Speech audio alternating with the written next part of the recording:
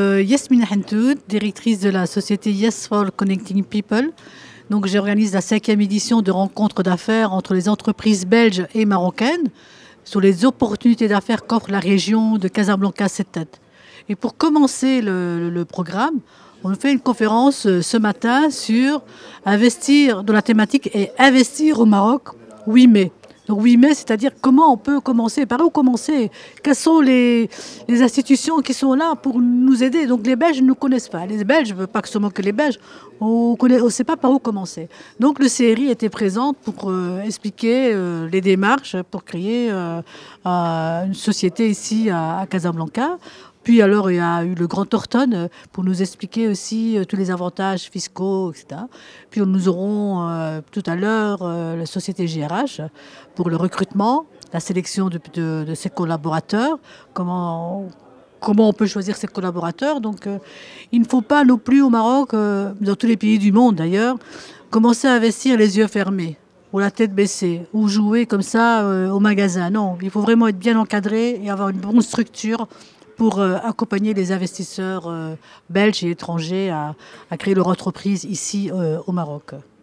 Bonjour, je m'appelle Michel Lecomte, je suis ex-directeur des sports de la RTBF, qui était la télévision de service public. Vous avez aussi ça dans votre pays et c'est une garantie de qualité généralement dans l'information et dans les produits qui sont proposés aux téléspectateurs.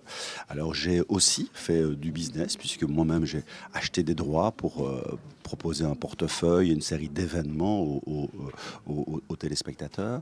Mais ce qui est intéressant ici dans la démarche entre deux pays qui se connaissent bien, qui s'apprécient, on sait aussi que dans nos équipes nationales, notamment avec plusieurs joueurs, et un grand joueur qui s'appelait Marwan Fellaini, on a eu des représentants d'origine marocaine qui ont donné un supplément d'âme à cette équipe. Et c'est peut-être ce qui manque au Diable Rouge maintenant. Mais je dirais que dans le business, moi, où je vois, pour revenir à mon secteur qui est le sport, où je vois une possibilité, de réelle possibilité, c'est dans les infrastructures sportives. Il y a des maîtres en la matière dans notre pays qui pourraient venir investir ici et faire grandir encore la pratique sportive. On sait qu'il y a plusieurs disciplines, mais notamment dans le football, il y a certainement des choses à faire de ce côté et notre savoir-faire pourrait être précieux et faire en sorte que des sportifs, et on sait tout ce que l'image d'un sportif représente de positif pour toute la société marocaine ici en l'occurrence, faire grandir ces sportifs-là dans des infrastructures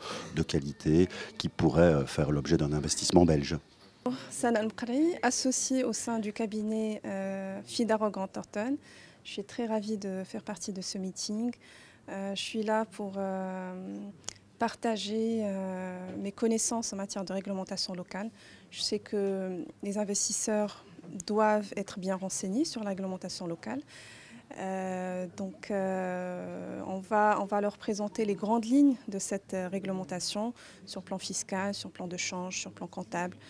Le principal message, à mon avis, c'est de leur faire part de cette évolution de réglementation au niveau du Maroc, qui accompagne un Maroc qui se veut moderne, qui se veut ouvert sur le monde.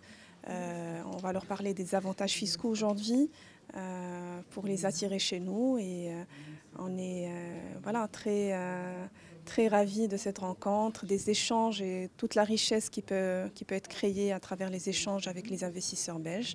Et on est très confiants pour l'avenir, Inch'Allah. Merci. Ali Serhani, modérateur de la rencontre de ce jour, qui a pour thème investir au Maroc, oui, mais très joli titre, si je dirais, pour l'instant présent que, bien sûr, pour investir dans un pays donné, il faudrait savoir où est-ce qu'on pose les pieds.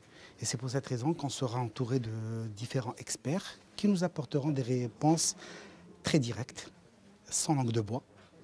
C'est-à-dire des réponses qui pourront servir à toutes les personnes qui sont là de la délégation belge pour pouvoir comprendre un petit peu ce qu'il en est, pour investir dans notre pays, ou plutôt envisager peut-être d'investir ou encourager des entreprises à venir investir dans notre pays.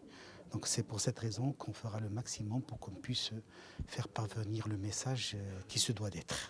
Et bien voilà. Bonjour, je m'appelle Éric Bosquin, j'ai une agence de corporate stratégie. J'accompagne ce projet depuis 5 ans.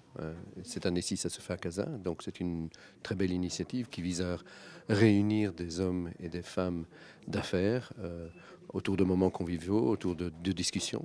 Parce que ce qu'il faut savoir, c'est que ce ne sont pas des entreprises qui travaillent, qui font de l'économie, ce sont toujours des personnes derrière les entreprises. Et cet événement-ci vise à rassembler et à réunir des personnes qui viennent de Belgique et du Maroc autour d'un projet commun.